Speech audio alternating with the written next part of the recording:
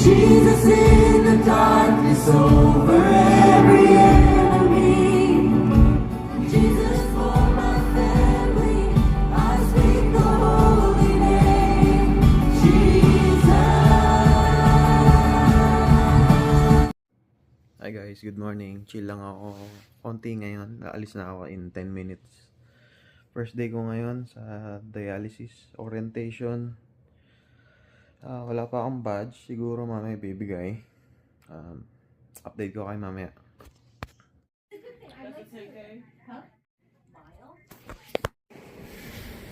Ay, laya na. First day guys, first day. Orientation pa lang naman. Balik ako ulit Wednesday. Hello, kamusta kayo lahat? So, okay naman. First day ko. First day experience. Actually, nakarating na talaga.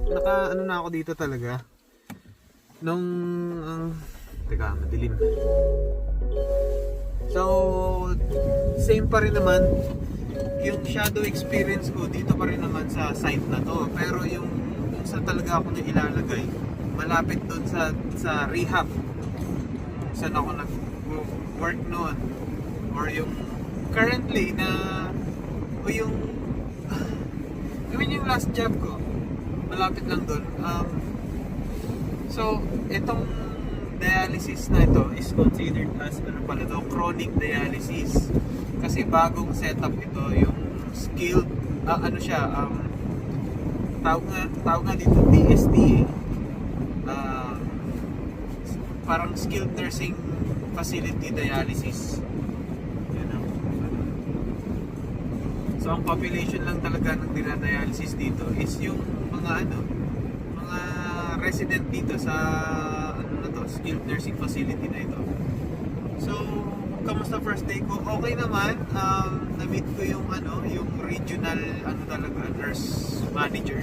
So marami siyang hina-handle na site dialysis sites.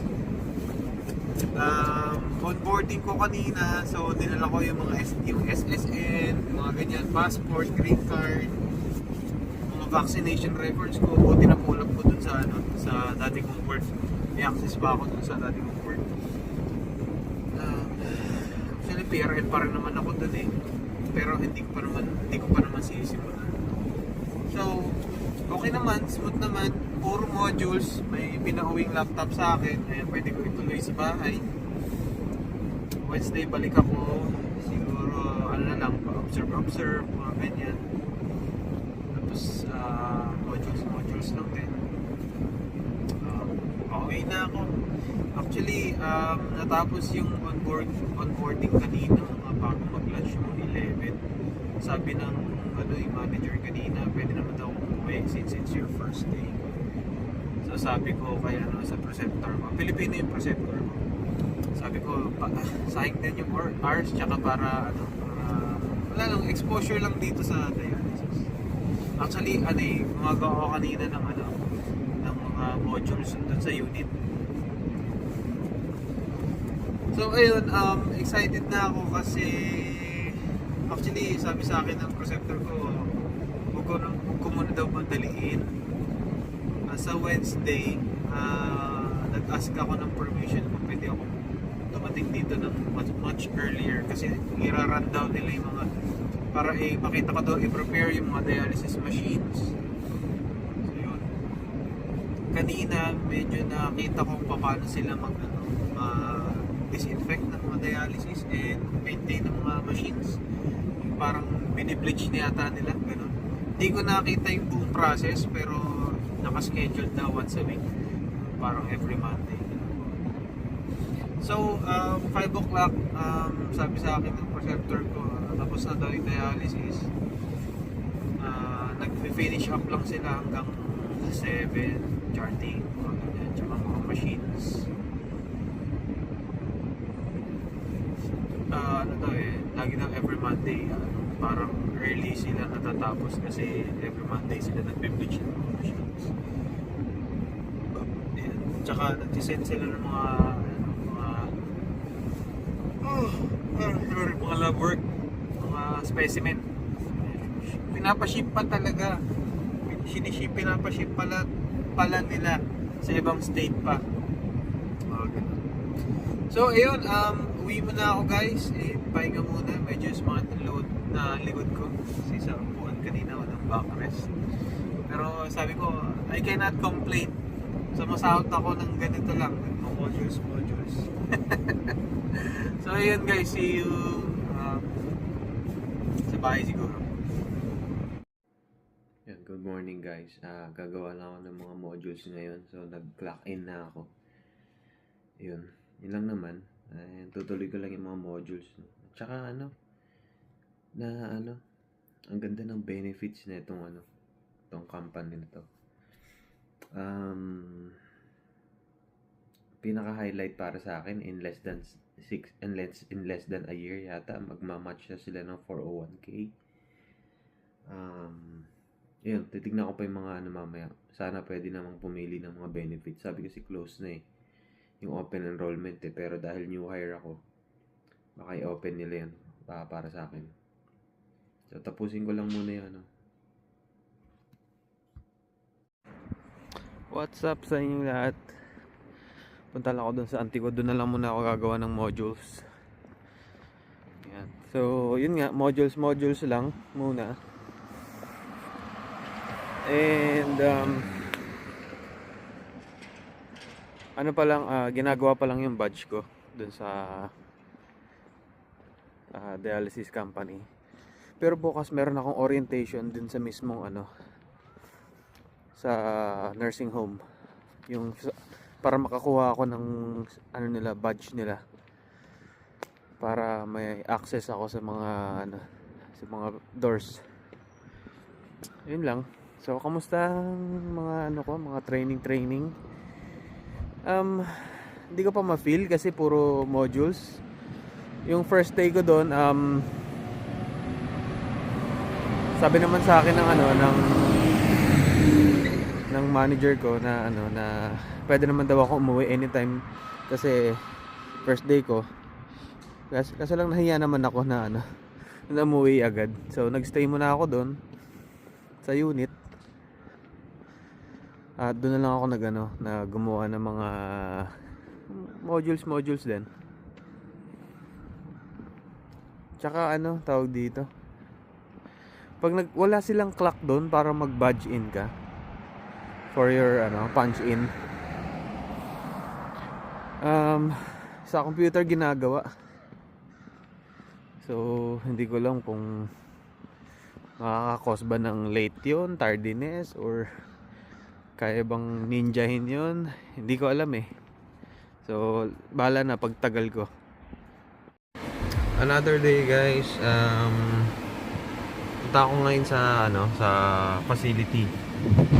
Pero hindi sa sa unit, kasi sa facility may orientation daw para mabigyan ako ng access badge. So yun, naka blue scrubs ako ngayon. Wala naman daw silang scrubs policy, kaya magagamit ko yung scrubs ko from Alabama. Makakatipid tayo guys. Hi guys, natapos ko na yung facility orientation. Actually hindi yun sa sa unit. Sa yung mga new hires lang. So, nagmamadali na ako. Akala ko doon na ibibigay yung security badge. Hindi pa pala. Meron pa akong in an hour may appointment pa ako sa lab draw ko. So yung HR nasa ibang building, hahanapin ko pa. Sana umabot ako sa appointment ko. Alright, got my badge. Alright. Huwag niyo ako hanapin sa Facebook. Hi guys, kamusta kayo lahat? Driving ako pa uwi. Galing akong sa lab work ko, appointment. Nagmadali ako kasi yung orientation, yung dun sa nursing home, which is general orientation sa mga new hire. Ilan lang naman kami, parang 5 lang kami. Ako lang yung lalaki. So yung lahat sila doon sa facility employed, ako lang yung employed na parang separate doon, which is yung dialysis. Kasi kung na-explain, kung na-miss yung i-explain ko, yung dialysis unit na yun ay hindi siya owned ng nursing facility na yun. yung company, yung dialysis company is or yung nursing home ay nag-invest sa dialysis company na yon para maglagay sila ng dialysis unit para hindi na bumiyahe yung mga di ba? Yung mga pasyente at doon na lang i-dialysis. So ayun, sila hanggang hapon pa, ako hanggang 12:30 lang. So after that, pinapunta na ako ng educator doon sa HR office, which is nakahiwalay siya doon sa building na yun. Nag-drive pa ako konti. Andun lang naman siya sa vicinity na yun, ibang building lang. So yun, mabilis naman. After 15 minutes, pinicturean lang ako. Nakuha ko na yung badge para may access ako sa mga pintuan, mga security na doors ng facility, just to get to the dialysis unit. Kasi yung elevator doon sa sa building na yun, kailangan binabadge mo muna bago mo mapindot yung yung elevator. Tsaka iba pa yung badge ng ng sa company, which is bukas may pasok ako. Hindi ko lang anong agenda bukas. Feeling ko more on lang ako doon. Modules. Sorry. Kasi ang dami pang pinapagawa sa modules, tsaka yung program dun sa module na nakita ko, parang konting oras with preceptor siguro. Asan yung mga doon, mga gamit. Introduce lang ako sa mga mga machines. At meron naman silang structured na na training program. Yun lang naman, uwi na ako. Kakain daw kami ng pinsan ko sa labas. So, yun. Okay guys, may bago kaming ito-try. Anli Hibachi daw. So, kukunin na daw yung mga gusto mo at papaluto na doon. Anli ito guys, Anli. So, ito na guys, binabanatan ko na yung inassemble ko na na hibachi. Sarap naman siya. Tapos sa mga spices, ikaw na bahala. Siguro lagyan natin ng garlic salt.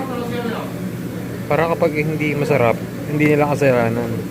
Ganun yung concept guys.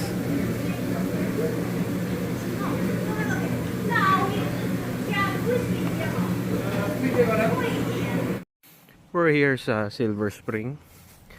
And bumabalik sa memories ko yung time na nag-re-review ako ng NCLEX guys. Andito pala ako sa bahay ng pinsan ko. So dati 2016 nag-vacation kami as a family, tapos eto nagpaiwan ako dito ilang buwan, 4 months yata. Just dito nag-review ako ng NCLEX dito, and then after ko mag-review, self-review lang muna ako noon tapos yun, mamasyal ako.